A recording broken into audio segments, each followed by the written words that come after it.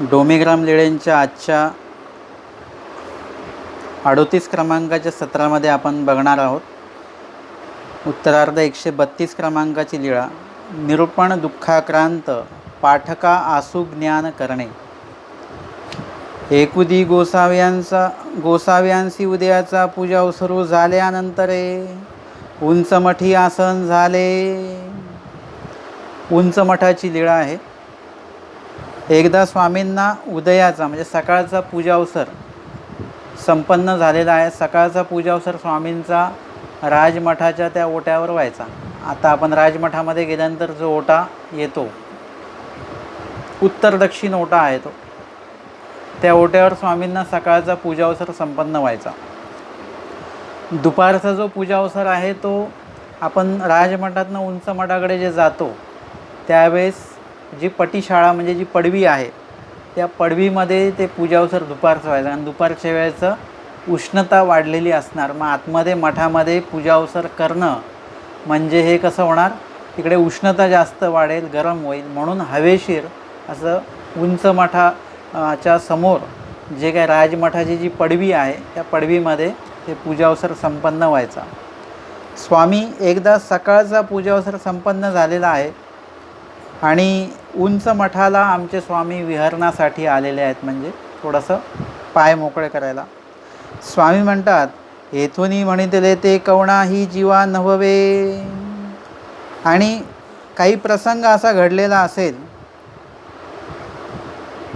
की जेणेकरून स्वामींना निरूपणाच्या माध्यमातून वगैरे स्वामींच्या लक्षात आलेलं आहे, किंवा अशी काही घटना घडलेली आहे की कुणीतरी स्वामींचं ऐकलेलं नसेल म्हणा, किंवा स्वामींचं निरूपण ते मनावर घेतलं गेलेलं नसेल असं.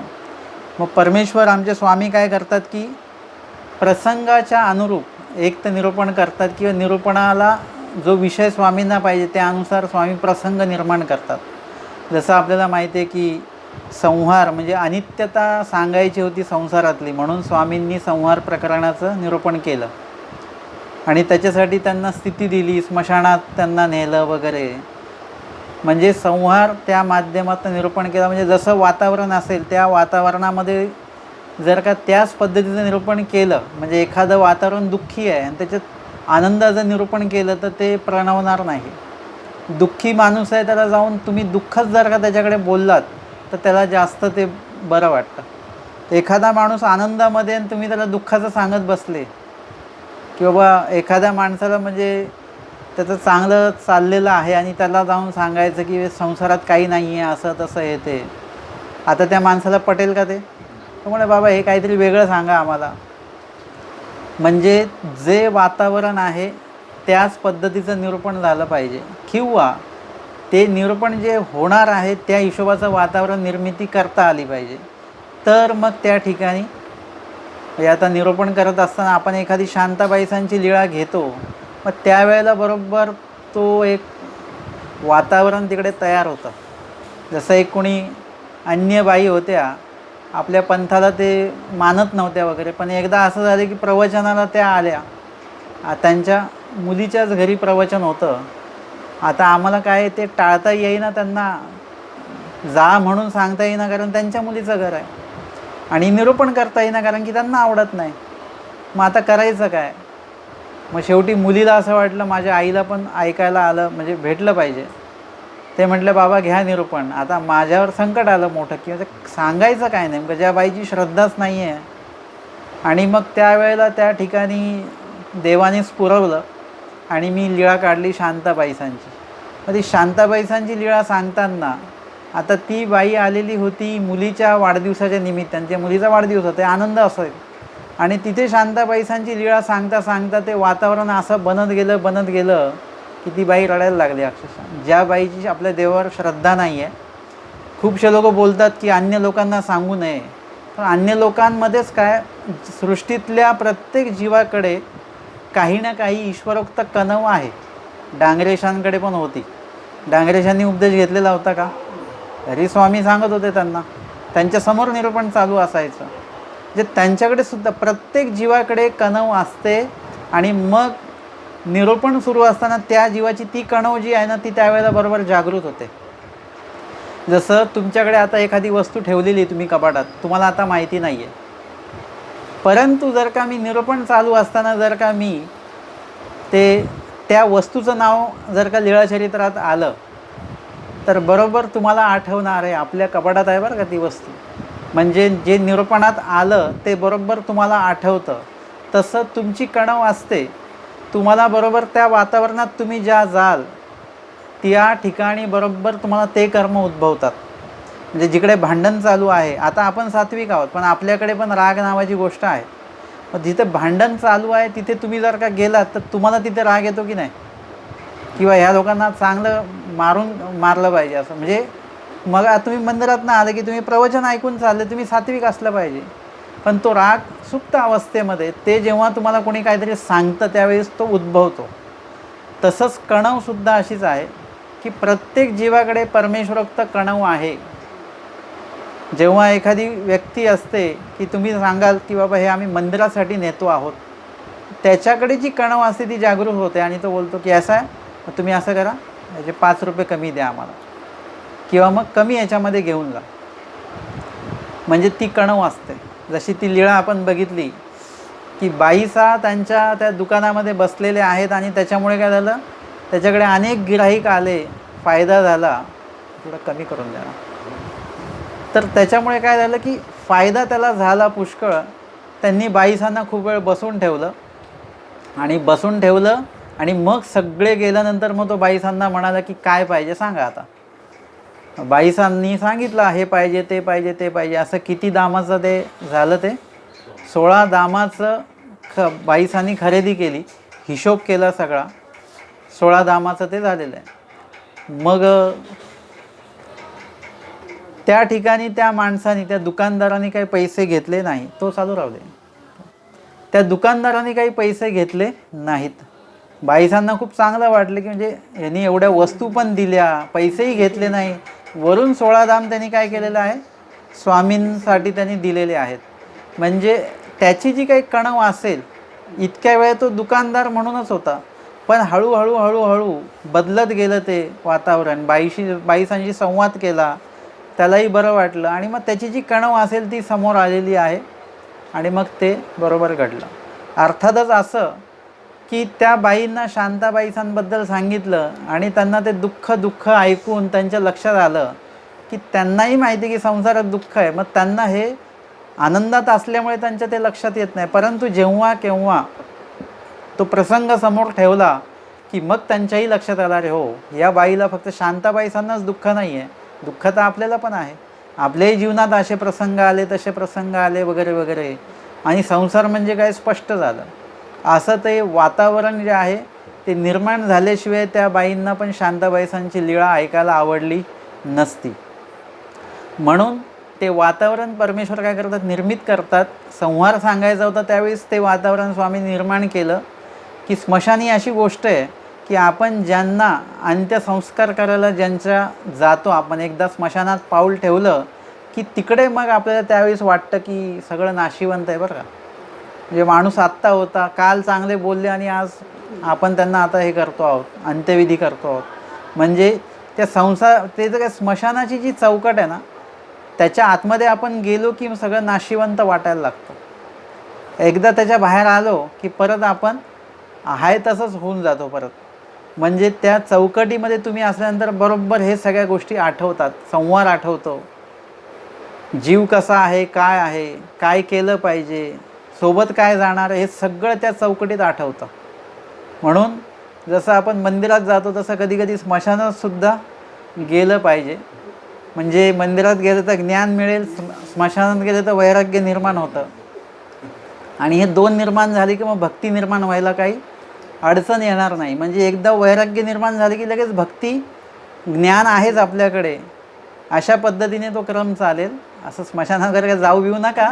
पण एक मी तुम्हाला ऑप्शन सांगितलं की असं होऊ शकतं बाबा, की ज्या ठिकाणी आपल्याला विरक्तता येते अशा ठिकाणी जर का आपण ते गोष्टी बघितल्या आपण किंवा ते अनुभवल्या तर आपोआपच आपल्याला येतं. आता ते लॉकडाऊनमध्ये कितीतरी लोक चाललेले आहेत, ते कशा अवस्थेमध्ये चाललेले आहेत ते सगळं बघितलं की असं वाटतं की बाबा ज्या ठिकाणी आपल्याला वाटतं की आपलं आयुष्य चालू शकतं त्याच ठिकाणी आयुष्य संपण्याची भीती लागते. परत आपण आपला वेगळा प्रवास करतो आहे.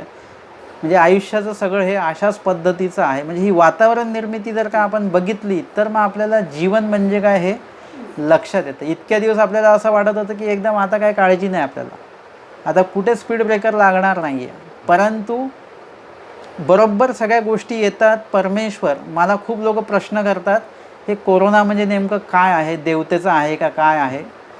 मी सगळ्यांना सांगू इच्छेन की बाबा हे संसारामध्ये जेवढं काय सुख किंवा दुःख प्राप्त होतं हे सगळं देवताच भोगवत असते. पूर येतो ते देवतेचंच आयोजन असतं.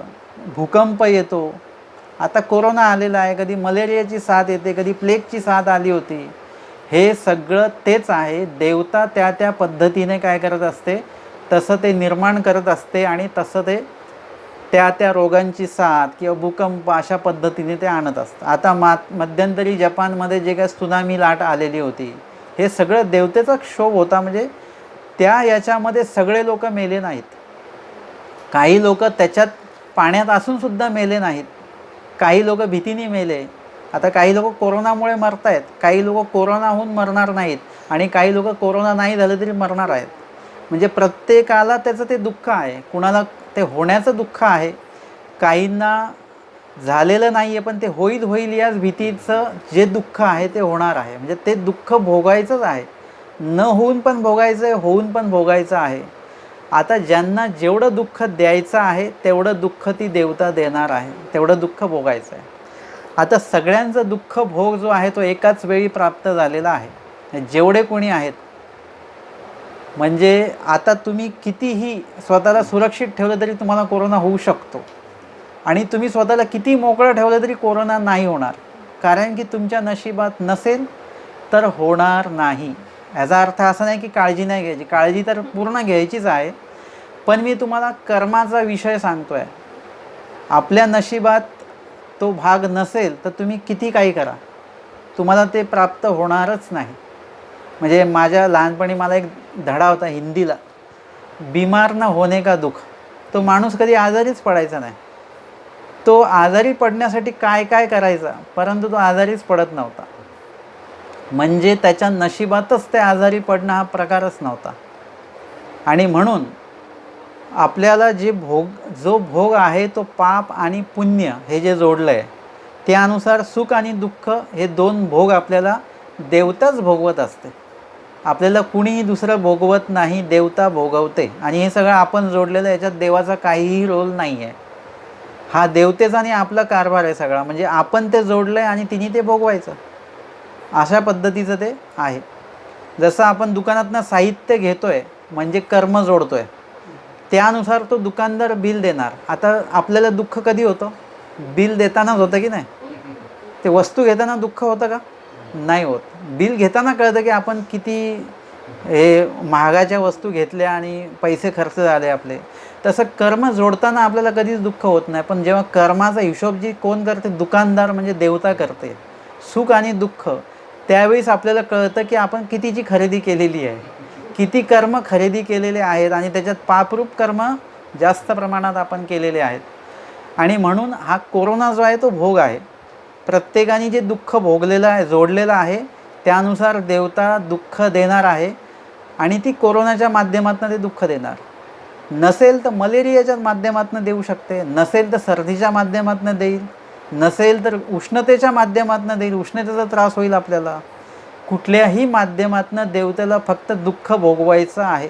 ते दुःख काय भोगवायचं आहे तो देवतेचा स्वतंत्रता आहे. एखाद्या वेळेस त्या दुःखाची बांधिलकी पण असेल की हेच दुःख भोगवायचं, ह्या बदल्यामध्ये हेच दुःख भोगवायचं. जसं कोणाचं मन दुखवलं तर चलद्रूपाच्याच ह्याच्यामध्ये जातो मनुष्य, म्हणजे किडामुंगीमध्ये, म्हणजे हे फिक्स आहे. परंतु काही दुःख जे आहेत, जे आपण मनुष्य देहामध्ये आता जे जोडलेलं आहे, तर त्याच्यामध्ये आपण फुटक्रिया जोडलेल्या आहेत. आता ही दुःखरूप फुटक्रिया चालू झालेली आहे. म्हणजे आपल्या विभागात अजिबात काहीच नाही आहे तरी पण आपल्याला भीती वाटते. हा काय आहे, दुःखरूप फुटक्रिया आहे. आपल्याला त्या माध्यमातून देवता दुःख भोगवते. आता काही कर्म जे असे जे तुम्ही मानसिक केले आणि वाचिक केले, बाकी ते पुढे कर्म होणार नाही आहेत. आपण म्हटलं की एखाद्या माणसाचा खून करायचा आणि मानसिक पण केलं आणि वाचिक पण केलं आणि तो माणूस आधीच मरून गेला. मग आपण म्हटलं बरं झालं, आपण मारणार होतो, तो त्याच्याच कर्माने मेला, म्हणजे आपल्याला पातक घडलं नाही, तो विषय तुम्ही बंद केला. मग ती चाल जी चालू होणार होती, चालणार होती, पुढे प्रत्यक्ष घडणार होती, ती घडलीच नाही.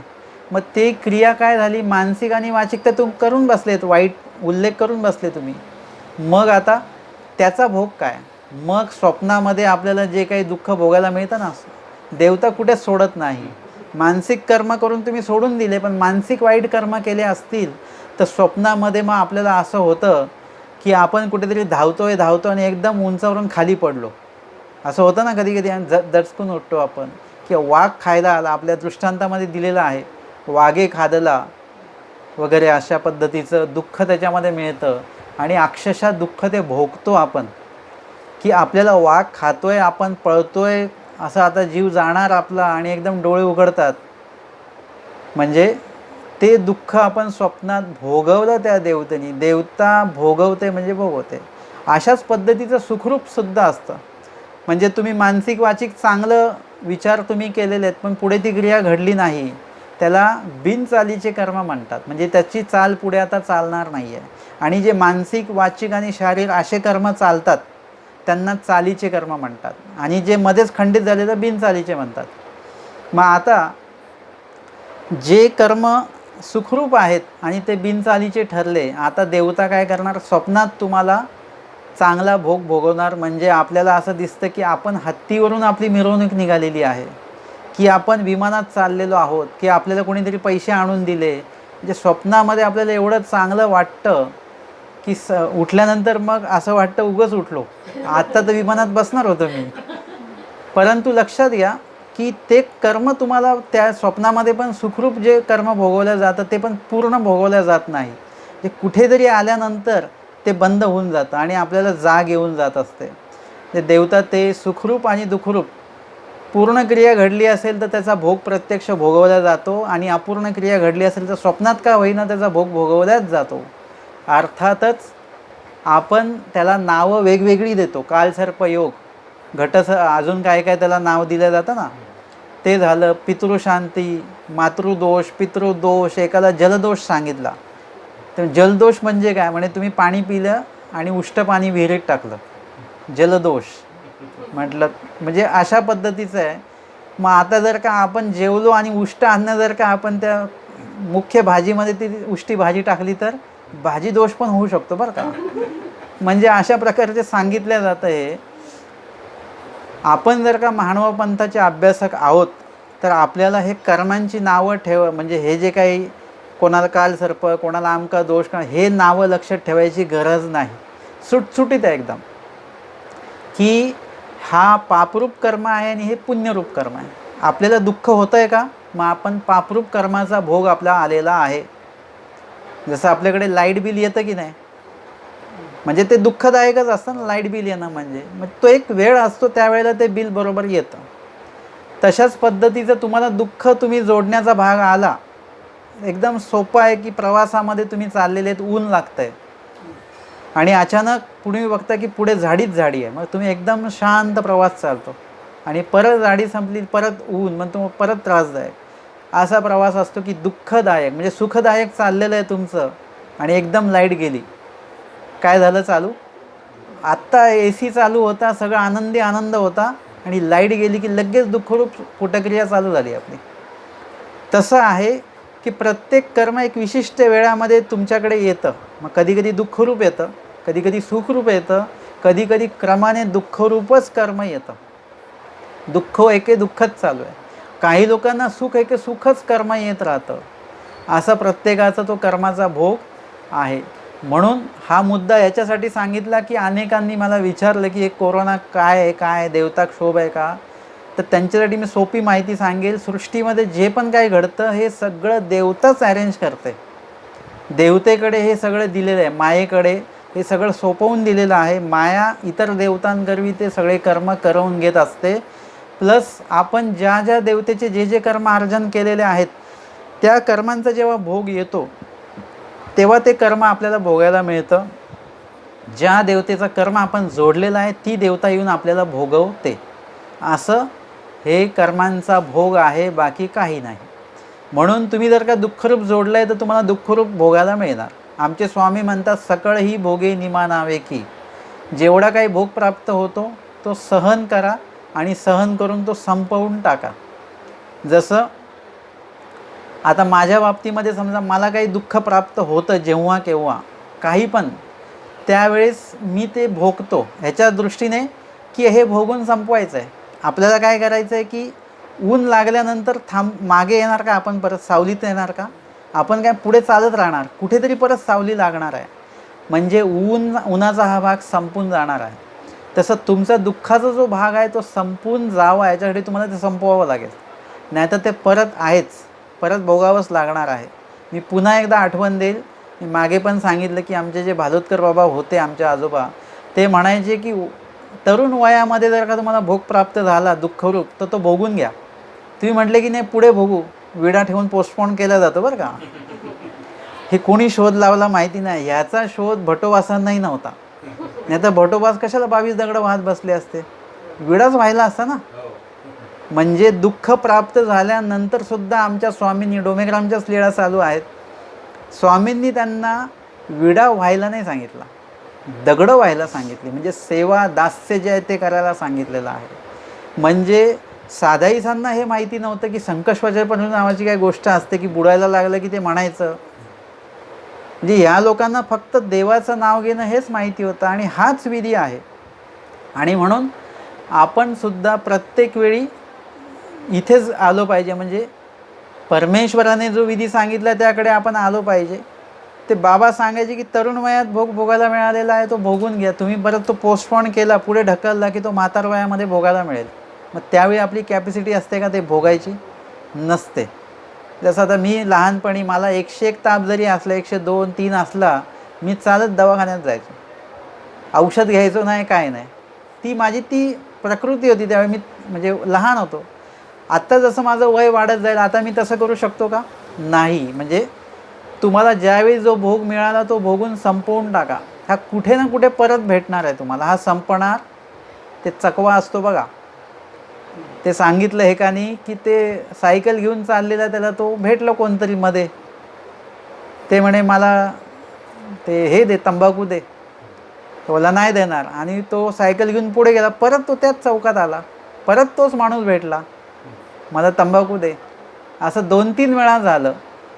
मग त्याच्या लक्षात आलं की हे काय आहे, चकवा आहे हा. मग त्यांनी एकदाची त्या माणसाला काय तंबाखू दे, तो भाग सोडा. परंतु लक्षात घ्या, जोपर्यंत तुम्ही ते कर्म भोगत नाही तोपर्यंत तुम्ही परत तिथेच येणार, ते भोग परत उभा आहे. परत तुम्ही विडा ठेवून पोस्टपोन करणार, परत तो भोग भोगायला परत तयार आहे. परंतु विडा ठेवून असं काही पोस्टपोन होत नसतो बरं का. असं असतं तर भटोबास आणि माईमभटांना वगैरे स्वामींनी सुविधा दिली असती. निळभट्टांना का स्वामींनी म्हटलं असतं की आता एवढी प्रार्थना करण्यापेक्षा विडा व्हा ना, एखादा स्तोत्र म्हणा वगैरे. परंतु तसं नाही. निळभट्टांनी पण जे भोगायला मिळाले त्यांनी ते भोगलेलं आहे. अशा पद्धतीने परमेश्वर काय करत असतात, ह्या संदर्भातलं निरूपण करत असताना, म्हणजे दुःखरूप बाबतीमधलं निरूपण करत असताना किंवा सुखरूप बाबतीतलं निरूपण करत असताना त्या पद्धतीचं वातावरण परमेश्वर काय करतात, तसं निर्माण करतात आणि मग त्या हिशोबाने परमेश्वर निरूपण देखील करत असतात. एकुदी गोसाव्यांचा उद्या त्या पूजावसरू झाल्यानंतर, सकाळचा पूजावसर संपन्न झाल्यानंतर उंच मठी आसन झाले. उंच मठामध्ये स्वामींना आसन झालेलं आहे. स्वामी म्हणतात, येथून म्हणितले ते कवणाही जीवा नववे. म्हणजे आम्ही जे सांगतो ते कुठल्याच जीवाला ते आचरण घडत नाही, ते विधीपालन जीवाला घडत नसतं. ऐसे निरूपण करू आदरिले. म्हणजे या विषयावर स्वामींनी निरूपण सुरू केलेलं आहे. करू आदरिले म्हणजे निरूपण सुरू केलेलं आहे स्वामींनी. तव पाठकी म्हटले हे काय जी नववे कैसे. पाठक जे होते ते म्हणाले, असं कसं काय म्हणता देवा आपण, की तुम्ही सांगितलं आणि आम्ही करणार नाही, असं होऊ शकत नाही. आता हे कसं असतं की हे त्यावेळेस आपल्याला तसं वाटतं, आपण पण तेच म्हणणार की काय ते जीव. स्वामी सांडवा बांधायला सांगतात ते बांधत नाहीत. स्वामी म्हटलं तिथून जा तर लगेच निघून गेले. देव सांगतात, देवांच्या आज्ञेचा भंग केला. आता इथे तर आपण पदोपदी देवाच्या आज्ञेचा भंग करतो आहोत. आपण जर का सांडव्याच्या लीळेमध्ये असतो, मी तर असं म्हणतो की आपण होतोच त्या लीळेमध्ये. आपण जे नाही म्हणणारे जे लोक होतो की इतरांना, त्याच्यातले 2-4 लोक म्हणत होते की ठीक आहे करूया, तर त्या लोकांना भडकवणारे आपणच होतो की कशाला आपण बुडलो तर वगैरे. आजची परिस्थिती आपली तीच आहे ना, की म्हणजे नको नको ऊन किती आहे, नको नको थंडी किती आहे, पाऊस किती आहे, म्हणजे आपण स्वतः जात नाही, इतरांना सुद्धा जो जाणारा माणूस त्याला पण खेचतो. म्हणजे आपण सांडव्याच्या लीळेमध्ये आपण होतो, स्वामींच्या सोबत होतो आपण, पण आपण नेगेटिव्ह रोलमध्ये होतो, चुकीच्या रोलमध्ये आपण होतो. की ज्या ठिकाणी एखादा सुकर धावत येतो आहे, आता बघा एक धावून येणारा आहे स्वामींच्या दिशेने, स्वामींकडे धावून येणारा तो सुकर आहे, तो चांगला की स्वामींच्या जवळ असलेले धावून जाणारे, धावून येणारे चांगले की धावून जाणारे चांगले? काय तुम्ही ठरवणार? तो धावून येणारा कुठेतरी चांगला वाटतो की कुठल्या काही हिशोबाने होईना देवाकडे येतोय तरी तो, आणि स्वामी त्याला शांत करतात. म्हणजे स्वामींचं सन्निधान असं आहे, नुसतं श्री नेत्राचं सन्निधान अशा पद्धतीचं आहे की तो माणूस, म्हणजे माणूस तर शांत होतोच, परंतु तो प्राणी असून सुद्धा तो शांत होतो. ते तो धावून येणारा जो आहे त्यांनीसुद्धा देवाचा इजा करायला येणारा माणूस, परंतु तिकडे येताना त्या हिशोबाने येताना सुद्धा त्याचा लाभ होऊन गेला आणि तो शांत झाला. परंतु जे देवाजवळ होते, जे देवाचं ऐकणारे होते, ते सुद्धा त्यावेळेस कोणीतरी देवाच्या दिशेने धावत येणारा पाहून देवाकडनं हे धावून निघून गेले लांब. म्हणजे हे काय झालं? आज्ञा पालन नाही झालं, हे आज्ञाभंग झालं. हे पालन म्हणजे काय? एकत्रीकरण म्हणजे पालन आहे. विस्कळीत झाले म्हणजे काय झालं? भंग झालं ना. एखादी वस्तू एकदम एक संघ असते, ती जेव्हा तुटते आपण काय म्हणतो? भंग झाले. म्हणजे त्याचे सगळे, म्हणजे एक संघ जो होता तो तुकडे होऊन तुकडे इकडे तिकडे धावले, म्हणजे काय झालं? आज्ञाभंग झालेला आहे. तर तसं होता कामा नाही. नंतर सगळे जीव एकत्र आले म्हणा, परंतु आपला विषय हा चालू आहे की सध्या आपल्याला असं वाटतं की असं केलं पाहिजे, तसं केलं पाहिजे, तसं केलं पाहिजे. जर आपण म्हणू दीक्षा घेतल्यानंतर काय आता झोळी घ्यायची लगेच निघायचं आपलं, पण ते सांगतो झोळी घेऊन असं भिक्षेला जाणं ही अशी पाहिजे तेवढी, म्हणजे तुम्हाला वाटते तेवढी सोपी गोष्ट नाही आहे. अर्थात संभव नाही असं मी म्हणत नाही, कठीण आहे असं पण मी म्हणत नाही. तुम्ही एकदा ती गोष्ट करायला लागलात, कुठली पण गोष्ट तुम्ही जेव्हा करायला लागता तेव्हा मग ती सोपी सोपी सोपी सोपी होत जाते. मग त्यातला कठीणपण जो आहे तो निघून जातं. कठीणपण त्या क्रियेमध्ये नसतो, कठीण आपण आपल्यामध्ये असतं. म्हणून ते सोपं नाही आहे तेवढं, म्हणजे वास्तविक आचरण करणं हे सोपं नाही आहे. जसं आपण कोणातरी नाव ठेवून मोकळं होऊन जातो ना. आपण आता इथे घरी बसलेलो आहे, पण एकदम कोणातरी नाव ठेवून मोकळं झालो, परंतु वास्तविक मैदानात तो माणूस आहे, तर त्याला ते आचरण करताना त्याला काय तिकडे प्रसंग येतो आहे, काय होतं आहे, या सगळ्या गोष्टी. जसं आम्ही साधू लोक म्हणतो ग्रस्तांना काय झालं, स्मरण करायला केलं पाहिजे, हे केलं पाहिजे ते, पण त्यांच्या अडचणी त्यांना माहिती की त्यांना काय अडचणी. सकाळी उठल्यापासून रात्री झोपेपर्यंत नुसतं काम, हे करा ते करा ते करा. अर्थात त्यांनी वेळ काढला पाहिजे, तो भाग वेगळा. पण विषय चाललेला आहे की स्वामींनी खंत बोलून दाखवली की आम्ही जे सांगू ते जीवाकडनं होत नाही. अर्थात देव सांगतात ते आपल्या चांगल्यासाठी सांगतात, आपल्या भल्यासाठीच सांगतात, परंतु चांगलं हे कुणालाही ऐकायचं नसतं बरं का. चांगलं सांगायचं असतं, परंतु आपल्याला कुणी चांगलं सांगितलेलं आपल्याला चालत नाही. जसं की खरं बोलणारे आपल्याला आवडतात, पण खरं बोललेलं आवडत नाही. आवडतं का आपल्याला खरं बोललेलं? नाही आवडत. आपल्या बाबतीत जर का कोणी खरं बोललं तर आपल्याला राग येतो. म्हणजे काय आहे की आपल्याला देव आवडतो, परंतु देवाचं जे काही विधिविधान आहेत ते मात्र आपल्याला आवडत नाही. देवाने जे सांगितलं ते आवडतं आपल्याला ऐकायला, परंतु देवाने जे सांगितलं ते करायला आपल्याला आवडत नाही. ती खंत देवाने या वाक्यातनं सांगितलेली आहे. पाठक म्हणतात देवा असं कसं काय, तुम्ही आम्हाला सांगायचं नाही आम्ही करणार नाही, असं थोडी होईल. सर्वज्ञ म्हटले ऐसे म्हणत असा.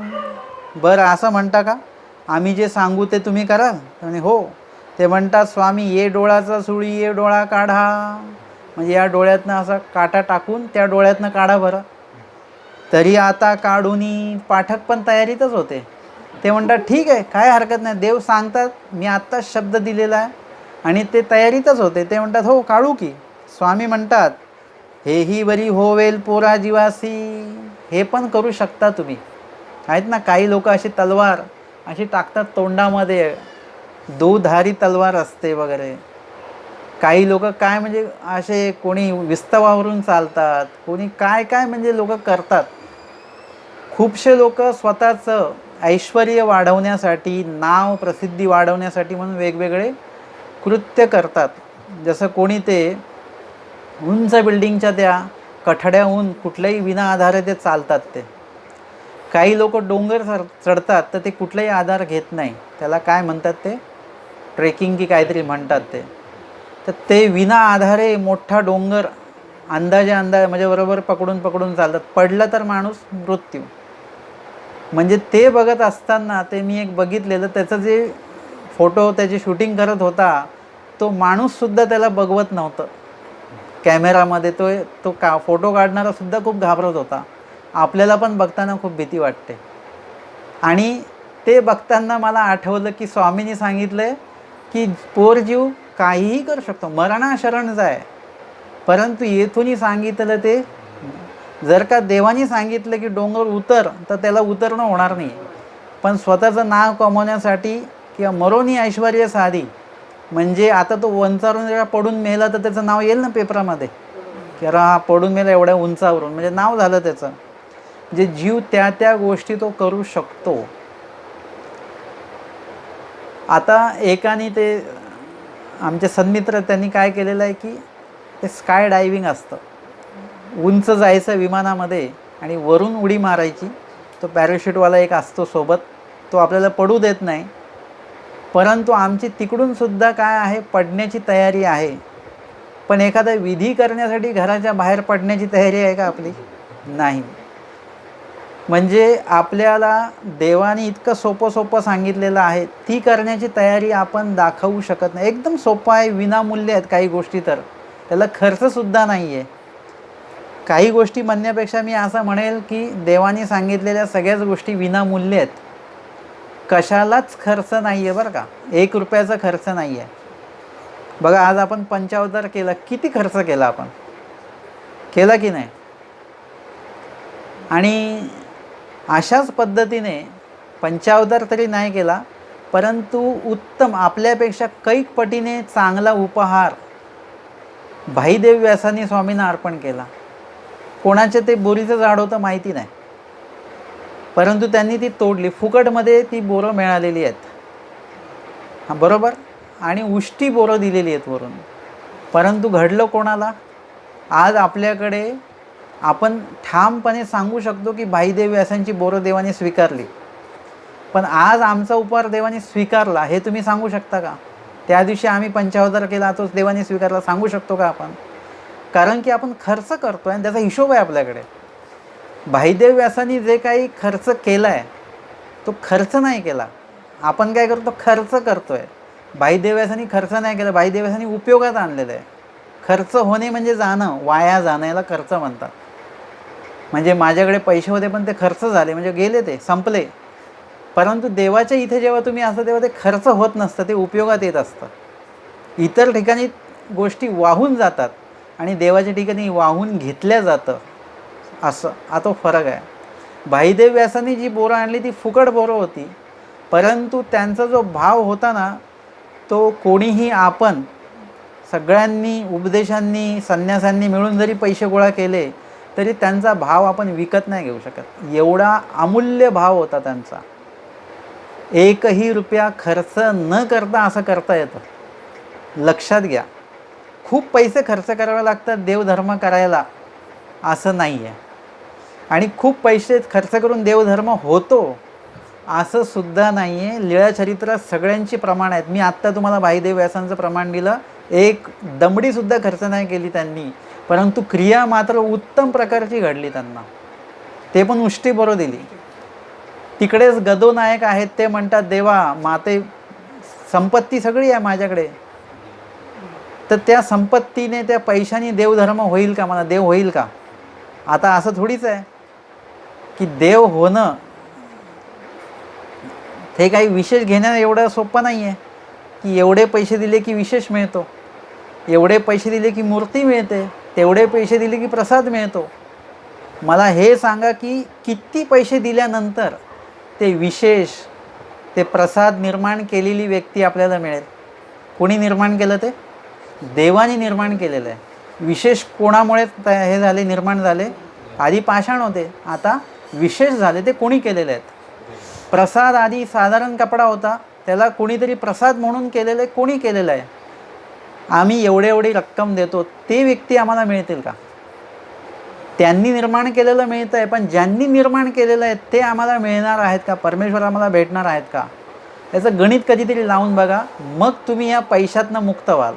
मग तुमच्या डोक्यात जे बसलेलं आहे की एवढे पैसे खर्च करा, तेवढे पैसे खर्च करा, मग असा देव होईल, तसा देव होईल, हे सगळं शून्य वाटायला लागेल. की तुम्हाला लक्षात येईल कितीही खर्च केला तरी देव मात्र ह्याच्यातनं मिळणार नाही. विशेष मिळतील, प्रसाद मिळतील, नकली असली सगळं. नकली प्रसाद पण मिळतात किती पैसे खर्च केले की, पण देव मात्र तुम्हाला मिळणार नाही. कारण की देवाने सांगितलं, गदोनायक जे पैसेवाले होते बरं का, ते म्हणतात देवाला की देवा किती पैसे दिले की मला देव होईल वगैरे. स्वामी म्हणतात की द्रव्य संपत्ती परमेश्वर न पविजे. तुम्हाला देव प्राप्त करायचं असेल तर तिकडे पैसा 1 रुपयासुद्धा तुम्हाला खर्च करायची गरजच नाही आहे. विषय संपला. म्हणजे कधी कधी असं असतं की आपण दवाखान्यात जातो आणि मग डॉक्टर आपल्याला काय सांगतात की ही चाचणी करा, ती टेस्ट करा, ती टेस्ट करा, ती टेस्ट करा. मग आपल्या ओळखीतला जो डॉक्टर असतो तो म्हणतो, अरे एवढ्या टेस्ट कशाला करायला सांगितल्या? हे काय, ह्याची कसलीच आवश्यकता नव्हती. ही जी लक्षणं आहेत तर हीच फक्त टेस्ट केली पाहिजे होती. मग आपल्या लक्षात येतं यांनी 10 टेस्ट आपले एक्स्ट्रा करून घेतलेले आहेत आणि त्याचे पैसे आपले गेले. म्हणजे ते काय झालं? वाया गेलं. आपले एवढं टेस्ट केले असतं तरी झालं असतं. तसं तुमच्या लक्षात येईल की आपण जे काही पैशाचा विभाग समोर ठेवून देवदेव जोडण्याचा जो काही प्रयत्न आपला चालू आहे, किंवा कोणीतरी आपल्या डोक्यात ते घालून दिलेली आहे की एवढे दक्षिणा दिल्याशिवाय तुमची क्रियाच पूर्ण होऊ शकत नाही, हे सगळ्या गोष्टी तुम्हाला शून्य वाटायला लागतील. की देवासाठी ह्या गोष्टी करायची गरजच नाही आम्हाला, हे त्या प्रोसिजरमध्ये बसत नाही. आम्हाला जी आजाराची लक्षणं आहेत त्या आजाराच्या टेस्टमध्ये ही टेस्ट येतच नाही. आमच्याकडनं विनाकारण करून घेतलेले आहेत. तसं देव मिळवण्याचे जी काही हे आहे, परी आहे, ज्याला असं ती परी म्हणतो आपण, त्याच्यामध्ये कुठेच देवाने द्रव्याचा उल्लेखच नाही केला. स्वामी सांगतात निरालंबी, म्हणजे जे तुमच्याकडे आहे ते सुद्धा सोडून द्या. एक काहीही गोष्ट सोबत ठेवायची नाही. आमचे भटोबाज गावावरून आलेले आहेत, त्यांच्याकडे आत्तापर्यंत डोमेग्रामपर्यंत त्यांच्याकडे 6 दाम त्यांच्याकडे होते. त्या दिवशीच लीळा झाली. आता स्वामींना त्यांना काय करायचं आहे? निरालंबी करायचं आहे. कारण की पैसे आहेत म्हणजे त्या आधाराने जीव राहतो आहे. म्हणजे थोडा देवाचा आधार, थोडा पैशाचा आधार. आता जर का पैसेच नाही शिल्लक तर मग कोणाचा आधार? आता देवाचाच आधार. आता देव करेल ते. डॉक्टर म्हणतात आता देवाच्या हातात आहे बरं का. जोपर्यंत डॉक्टर चांगले आहेत आपल्याला असं वाटतं, हे विदेशातनं आलेले डॉक्टर आहेत, तोपर्यंत आपल्याला डॉक्टरांचा आधार असतो बरं का. डॉक्टर चांगले आहेत बरं का ते. पण तो डॉक्टर जेव्हा हात वर करून देतो त्या दिवशी आपले हात मग जोडल्या जातात. त्यांनी हात वर केले की मग आपण हात आपले जोडल्या जातात देवाकडे, की देवाशिवाय काही नाही. ज्या दिवशी आपण निरालंबी होतो त्या दिवशी परमेश्वर नावाचं आलिंबन, गुणरूपी आलिंबन आपल्याला प्राप्त होतं, जे देवता स्मरण या वचनामध्ये देवाने सांगून ठेवलेलं आहे. आणि म्हणून तुम्ही देव प्राप्त करण्यासाठी आपला विषय चालू होता की देवाने सांगितलेली सोप्यातली सोपी गोष्ट आपण विनामूल्य असलेली, फुकट असलेली आपण करणार नाही. परंतु देवाने न सांगितलेली आणि अमूल्य म्हणजे भरपूर खर्च असणारी आणि विधीत न बसणाऱ्या कुठल्याही गोष्टी करायला आपण तयार आहोत. जर का कोणाला सांगितलं की 5 गाठी स्मरण करा, तो म्हणतो ते होणार नाही. 5 गाठी स्मरणामध्ये तुमचं काहीच खर्च नाही होणार. घरातलं एक दमडीसुद्धा तुमची खर्च होणार नाही आहे. पण जर का तुम्हाला तेच सांगितलं 5 वाती लावा, लगेच तुम्ही 5 नाही 15 वाती लावाल, 50 वाती लावाल. याच्यात तुमचं ते काही तूप गेलं, त्याच्यानंतर काय गेलं, कापूस गेला, माचीची काडी गेली आणि ते जळल्यानंतर ते जे काही हिंसा होते ते एक बोनसमध्ये मिळालं, म्हणजे किती नुकसान झालं आपलं. पण तेच जर का विनामूल्य निर्दोष योग्यता वाढवणारं असं स्मरण जेव्हा देव करायला सांगतात तेव्हा आपण करत नाही. हे देवाला सांगायचं या लीळेतनं की आम्ही जे म्हणू ते तुम्ही करणार नाही. याच्या व्यतिरिक्त तुम्हाला दुसऱ्याने वेगळं काहीतरी विधी सांगितला की एका ठिकाणी बसून स्मरण करा तर होणार नाही, पण त्याला सांगितलं की दिवसभर प्रदक्षिणा करता तो करणार, म्हणजे ते देवानी सांगितलं ते होणार नाही आपल्याकडनं. का नाही होणार? कारण की ते परमेश्वराचं सांगणं आहे. परमेश्वर कसे आहेत? वैजात्य आहेत, आपल्यापेक्षा वेगळे आहेत, निर्दोष आहेत, कितीतरी पटीने ते गुणदायकच आहेत, दोष बिलकुलसुद्धा त्यांच्याकडे नाही आहे. म्हणून आपल्याला त्यांनी सांगितलेलं ते लगेच प्रेरित होत नाही. आपण राजस तामस आहोत आणि परमेश्वर कसे आहेत? निर्गुण आहेत, म्हणून त्यांचं आपल्यावर लवकर प्रभावित होत नाही. मग आपण प्रदक्षिणा घालायला का तयार होतो? कारण की ते कोणी सांगितलेलं आहे? जीवानी सांगितलं. जीव आपल्यासारखाच आहे, राजस तामस दोषयुक्त. आपलाच तो कोण झाला? आपलाच तो भाऊबंदच आहे एक प्रकारे. तमात आपण एकत्र होतो, सगळे स्वभाव आपले एकत्र, म्हणजे हे. म्हणून जीवाने सांगितलेलं लगेच पटतं, पण जीवाला देवाने सांगितलेलं पटत नाही. याचं वचन देवाने सांगितलं, जीव जीवा साजात्य, म्हणून त्याला त्याचं लगेच पटतं. बरं बघा, तुम्हाला जर का तुमच्या गाववाल्यांनी जर का सांगितलं तर तुम्हाला लगेच पटतं, दुसऱ्या गाववाल्यांनी सांगितलं तर ते पटत नाही. असा तो फरक आहे तो. आणि म्हणून स्वामी सांगतात की तुम्हाला आम्ही इकडचं सूळ तिकडच्या डोळ्यातनं काढायला सांगितलं तर तुम्ही लगेच काढाल. ते पण सोपं आहे, कारण त्याच्यात तुम्हाला कष्ट होतील फक्त. तेच कष्ट सहन करण्याची ताकद जीवाची आहे. परंतु आम्ही जे सांगणार आहोत त्याच्यात कष्ट नाही, त्याच्यात आनंद आहे. तुम्हाला काय वाटलं की आटण असं जर का उन्हामध्ये आटण केल्याने त्रास होतो? काही त्रास होत नाही. तुम्ही आटण्याचा आनंद घ्या तर तुम्हाला ते उन्हात चालण्याचा सुद्धा एक आनंदच येणार, दुःख होणारच नाही. म्हणजे जे जाणकार लोक जे आहेत ना, त्यांना उलट जेवढे कष्ट होतील ना तेवढं त्यांना चांगलं वाटतं. उलट सहाय्य झालं तर काय होतं? म्हणजे आता ते भिक्षेला गेले आणि मग ते बाईंनी म्हटलं, बाबा आमच्या थोडा आधी आले असते तर मला बासुंदी होती आमच्याकडे, आम्हाला बासुंदी वाढली असती, मला घडलं असतं काही. उपदेशी बाई असेल भिक्षा वाढणारी. आता आपल्याला दुःख होईल की नाही? अरे गेलो असतो पहिल्यात तर थोडा आधी गेलो असतो, बासुंदी मिळाली असती. परंतु जाणकार व्यक्ती कसे असतात ते म्हणतात, मनातल्या मनात म्हणतात, बरं झालं देवानी मला इथे उशिरा पाठवलं, बरं झालं बासुंदी नाही मिळाली, बासुंदी पिली असती तर काय झालं असतं. ते पदार्थ खाण्यात, मी बासुंदी खात असताना माणूस रममान होतो त्याच्यामध्ये, आणि त्याच्यात रममान झालो असतो. गोड खाल्ल्यामुळे आळस आला असता, कदाचित ती बासुंदी मी त्या भाजीत म्हणजे काला नसता केला, का बासुंदी मिळाली म्हणून वेगळी खाल्ली असती मी. म्हणजे एकदा जर का तुमच्याकडे दोषयुक्त पदार्थ आला की दोष निर्माण होतो.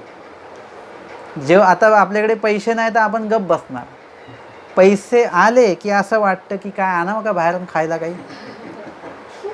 जोपर्यंत ती गोष्ट नसते ना आपल्याकडे तोपर्यंत आपल्याला वाटतच नाही. जेव्हा ती दोषयुक्त वस्तू आली की मग तिथे सुरू होतो आपण. मग आपल्यातले जसे कणव निर्माण असते आपल्याकडे ती बाहेर येते, तसं दोषसुद्धा बाहेर येतात. मग या ठिकाणी म्हणजे त्या ठिकाणी त्यांना असं वाटतं की बरं झालं मी लवकर पोहोचलो नाही, बरं झालं बासुंदी संपली, म्हणजे देवाने मला दोषापासून वाचवलं.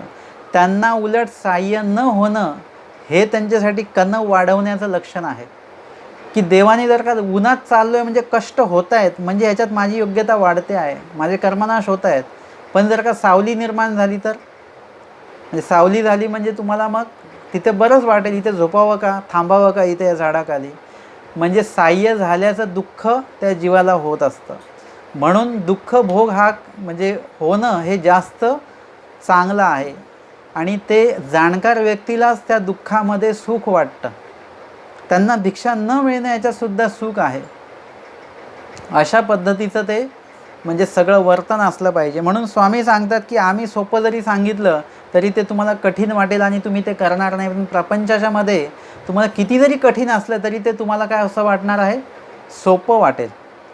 मग पुढे सांगतात, अशा पद्धतीने स्वामींनी त्यांना ते म्हटलं आणि ते उगेची राहिले आणि ते गप्प राहिले. कारण त्यांना लक्षात आलं, आपण असतो तर उज्जत घालत बसलो असतो, नाही नाही देवा तुम्ही सांगाच काय करायचं ते. पण त्यांना लक्षात आलं की देवाला नेमकं काय सांगायचं आहे. स्वामी सांगतायत म्हणजे त्याच्यामध्ये काहीतरी वेगळं तथ्य आहे आणि स्वामींच्या बोलण्याचा रोखसुद्धा त्या पद्धतीचा असणार आहे. आणि म्हणून पाठक जे आहेत, पाठक एकदम शांत बसले. निरूपण अवसान झाले, निरूपण अवसर संपन्न झालं. मग पाठक सोंडीवरी बैसोनी दुःख करू लागले. सोंड म्हणजे कशाला म्हणतात, असं पायऱ्या आपण उतरतोय की उतरताना आपण बाजूला काय असतं, ते अशी ग्रिलसारखं असतं की त्याच्यावर हात ठेवून आपण खाली उतरतो. जसं एखाद्या पडवीच्या पायऱ्यांना सुद्धा बघा असतं की त्याला काहीतरी असं हत्तीच्या सोंड्याचा आकार केलेला असतो. तुम्ही गावाकडे गोष्टी बघायला मिळतील. आता जिथून ज्या पायऱ्या सुरू होतात वरून पडवीतनं, तिथे हत्तीची मुंडकं बनवलेलं असतं आणि ती सोंड म्हणजे ज्याच्यावर आपण हात ठेवून खाली अशा म्हणून त्याला सोंड असं म्हटलं जातं. त्या सोंडेवर ते बसलेले आहेत, जे जिकडून पायऱ्या खाली उतरायला सुरू होणार तिथे ते बसलेले आहेत. मग तैसेची भिक्षा कराव्या गेले, तिथे ते बसले आणि बसून काय केलं, दुःख करू लागले. दुःख केलं त्यांनी तिथे की बघा आपण हे सगळं गोष्टी करायला तयार आहेत, परंतु देवाने सांगितलं आम्ही जे सांगू ते नाही तुम्ही करणार. म्हणजे देवाचा जो विधी आहे तो आपल्याकडनं होणार नाही असं देवाने सांगितलं. म्हणजे देवाने सांगितलं ते काही खोटं सांगितलं नाही, त्यांनी खरंच सांगितलं. म्हणजे आपण देवाच्या विधीला आपण योग्य, देवाच्या वचनामध्ये आपण कधी बसू शकत नाहीच का, अशा हिशोबाने देवाला आपण कधी प्रसन्न करू शकत नाही का, म्हणून ते दुःख केलं त्यांनी त्या सोंडीवर बसून तिथे. आणि मग ते तसेच भिक्षेला निघून गेले. गोसावी तिये सोंडीये पासी बीजे केले. आमचे स्वामी त्या सोंडीजवळ आले जिथे ते बसले होते पाठक. ते उदक आवळो किले आणि ते आता पाठक निघून गेले भिक्षा आणायला. तर तिथे स्वामींनी बघितलं तर तिथे पाणी पडलेलं होतं, पाण्याचे थेंब होते तिथे. सर्वज्ञ म्हटले जाना पागा हे उदक काहीसे. इतर भक्तजनांना विचारलं देवानी, हे तुम्हाला माहिती आहे का हे पाणी कसलं पडलेलं इथे. अवघा म्हटले हे नेणोजी. ते म्हणे नाही माहिती नाही कशामुळे पाणी पडलं इथे. भटोबासी म्हटले जी जी येत पाठा बैसोनी दुःख करीत होता तरी ते होईल भटोबास. बाहुल्य भटोबास गोसाव्यांची प्रवृत्ती जाणती. बाकीच्यांनी अंदाजही केला नाही, काय नाही. भट्टोबासांनी बरोबर अंदाज केला आणि भट्टोबास म्हणतात की इथे पाठक बसले होते, त्यांनी ते दुःख केलं, रडले ते, तर त्यांचे ते अश्रू, इथे अश्रुपात त्यांचा झालेला आहे. तर कदाचित ते इथे ते अश्रुपाताचं हे पाणी असणार आहे. स्वामी म्हणतात तरी एकीची ठाई का. म्हणजे स्वामींनी पण त्यांना का सांगितलेलं होतं की या डोळ्यातला सूळ त्या डोळ्यातनं काढा. स्वामी म्हणतात एकाच डोळ्यातनं, म्हणजे एकाच ठिकाणी का पाणी पडलं आहे, रडले तर दोन्ही ठिकाणी पाणी पडलं पाहिजे ना, असं 2 डोळे आहेत ना. नाजी ते नेणो. भटोबास म्हटलं ते काय माहिती नाही व एकाच ठिकाणी कसं काय पाणी पडलं. स्वामी म्हणतात याचा एक डोळा तो निपाणी गा. यांच्या एका डोळ्यातनं पाणीच येत नाही. काही लोकांचा आजार असतो की त्यांच्या डोळ्यातनं सतत पाणी येत राहतं. तर हे होते पाठक असे की त्यांच्या एका डोळ्यातनं पाणी येत नव्हतं.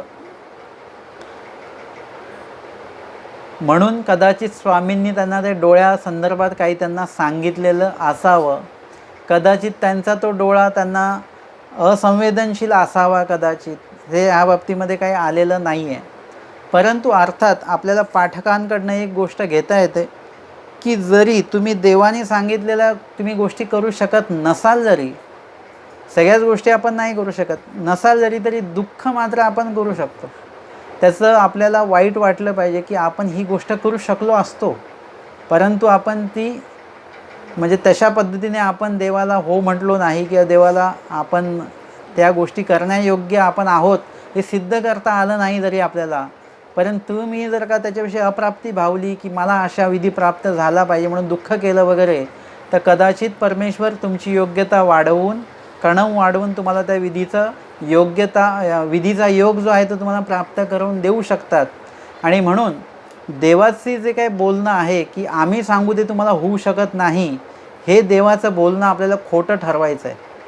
मुळात म्हणजे देव काही खोटं बोलतच नाहीत, ते आहे ते खरंच बोलतात. परंतु या बाबतीमध्ये जर का देवाचं म्हणणं आपण खोटं ठरवलं तर सगळ्यात जास्त प्रसन्नता देवाला होईल. देवाचं बोलणं आपण खोटं ठरवलं तर देवाला राग आला पाहिजे ना. उलट देव प्रसन्न होतील की हा एक निघाला माझ्या समोर की यांनी माझं बोलणं खोटं ठरवलं, की आम्ही जे सांगू ते कुठल्याच जीवाला होऊ शकत नाही, असं म्हणणारे स्वामी एका व्यक्तीविषयी काय म्हणतात, येथूनही म्हणितले ते म्हातारी अशी चिघडले.